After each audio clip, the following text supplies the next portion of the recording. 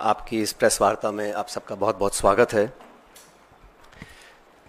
सबसे पहले पिछले कुछ दिनों में जिन भारतीय नागरिकों की मौत हुई है, खासकर सरहद के पास वाले क्षेत्रों में, मैं अपनी तरफ से, अपनी पार्टी की तरफ से और सभी लोगों की तरफ से उनको बहुत बहुत सांत्वना देना चाहता हूं और अपनी श्रद्धांजलि अर्पित करना चाहता हूं जिन लोगों की मौत पिछले कई दिनों में हुई है।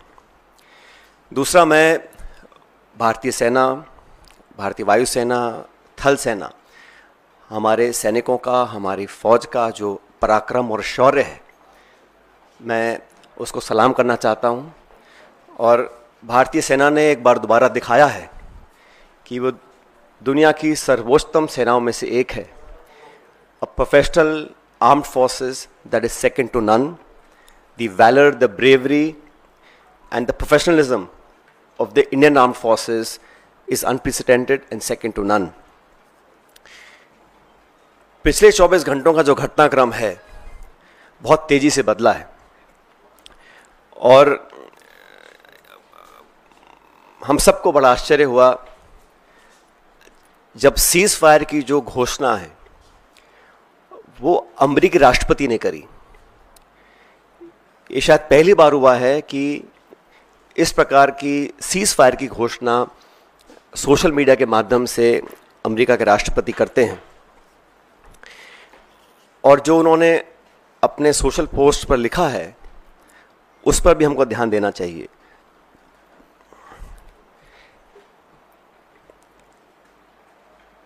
भारत और पाकिस्तान के बीच जो मसला है उसका अंतर्राष्ट्रीयकरण करने का जो एक ये नया कदम हम लोगों ने देखा है, ये बहुत आश्चर्यजनक है। और कांग्रेस पार्टी बहुत लंबे समय से इस मांग को करती आई है कि हम लोगों को पार्लियामेंट का एक विशेष सत्र बुलाना चाहिए। आप सबको याद होगा 1994 में कांग्रेस की सरकार में सर्वसम्मति से एक प्रस्ताव पारित किया था जहां पर पीओके को वापस लेने की सहमति संपूर्ण संसद के सभी सदस्यों ने एक स्वर में ली थी। 1994 का जो रेजोल्यूशन है, समय आ गया कि उसको हमें दोबारा दोहराना चाहिए। और इस पूरे प्रकरण में पहलगांव के आतंकी हमले के बाद देश में शायद पहली बार अनप्रेसिडेंटेड और एक तरफा समर्थन भारत सरकार को सब पक्षों से मिला। सभी दल, सभी विचारधारा, 140 करोड़ लोग भारत सरकार के साथ खड़े रहे और हमने साफ कहा था कि पहलगाम में जो आक्रमण हुआ है वो भारत की आत्मा पे आक्रमण है और इसका मुंह तोड़ जवाब देना अति आवश्यक है। सेना ने जो कदम उठाए उस पर हम सबको बड़ा गर्व है और जो आतंकी इलाकों पर, ठिकानों पर जो अटैक करा उसका हम सबको बहुत संतुष्टि इस बात की है कि हमारी भारत की सेना उस काम को कर पाई। लेकिन अनवेवरिंग, अनप्रेसिडेंटेड सपोर्ट जो भारत सरकार को दिया, मैं समझता हूं कि हमारी जो मांग है उसको सरकार को सुनना चाहिए और एक विशेष सत्र पार्लियामेंट का बुलाना चाहिए। काफ़ी चीज़ें उसमें डिस्कस होनी भी चाहिए और देश एकजुट है आतंकवाद के खिलाफ और पाकिस्तान के दुस्साहस के खिलाफ, ये संदेश पूरी दुनिया में जाना चाहिए।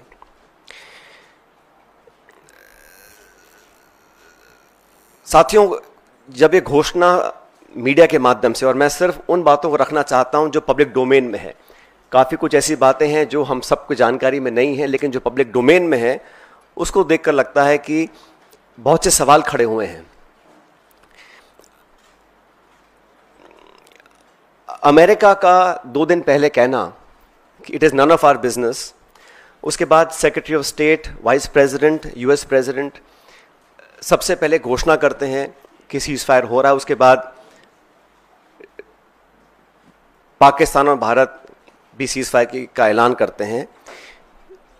ये जो मीडिएशन है इसको क्या भारत सरकार ने एक्सेप्ट किया है और किन कंडीशंस पे इस प्रकार की घोषणा अमेरिका ने करी है, ये बहुत बड़ा सवाल है। उसमें कश्मीर का जिक्र किया गया है। सेक्रेटरी स्टेट ने बोला है कि एक न्यूट्रल साइट पर कश्मीर के मुद्दे को, और कितना गलत अमेरिका के राष्ट्रपति जी ने कहा कि हजारों साल पुराना ये मुद्दा है। वो भूल गए कि 76 साल पहले ये एक ही देश था, कोई मसला नहीं था, लेकिन उन्होंने कश्मीर के मुद्दे को उठाया। और मुझे लगता है कि ये इंडिया पाकिस्तान को हाइफनेट करने की एक दोबारा कोशिश की गई है। IMF का बेल आउट करना, पहले भी बैक चैनल डिस्कशंस होते होंगे, डिप्लोमेसी का अपना एक रोल है दुनिया के हर कोने में, लेकिन इस प्रकार वॉशिंगटन से सीज फायर की अगर घोषणा होती है तो कई सवाल खड़े करता है। भारतीय थल सेना के पूर्व जनरल्स ने भी जो बातें बोली हैं उस पर भी हमको ध्यान देना चाहिए। मैं मानता हूं कि सीज फायर की घोषणा के बाद जो कल बॉर्डर पर लगातार वायलेशंस हुए, गोले दागे गए, ये उस विश्वसनीयता को खत्म करता है। अगर सीज फायर हुआ है, अनाउंस हुआ है, दोनों पक्षों ने, डीजीएमओज ने बात कर सीज फायर की घोषणा करी है, उसके तुरंत बाद रात भर जो खबरें हमें देखने को मिली हैं उसमें निरंतर वायलेशंस हुए हैं सीज फायर के। इसलिए मैं मानता हूं कि हम लोगों को एक ऑल पार्टी मीटिंग बुलानी चाहिए भारत सरकार को, और जो पिछली 2 मीटिंग्स में नहीं हुआ वो इस बार करना चाहिए। प्रधानमंत्री जी को इस ऑल पार्टी मीटिंग में आना चाहिए और पूरे देश को कॉन्फिडेंस में लेकर सभी दलों को, क्योंकि सभी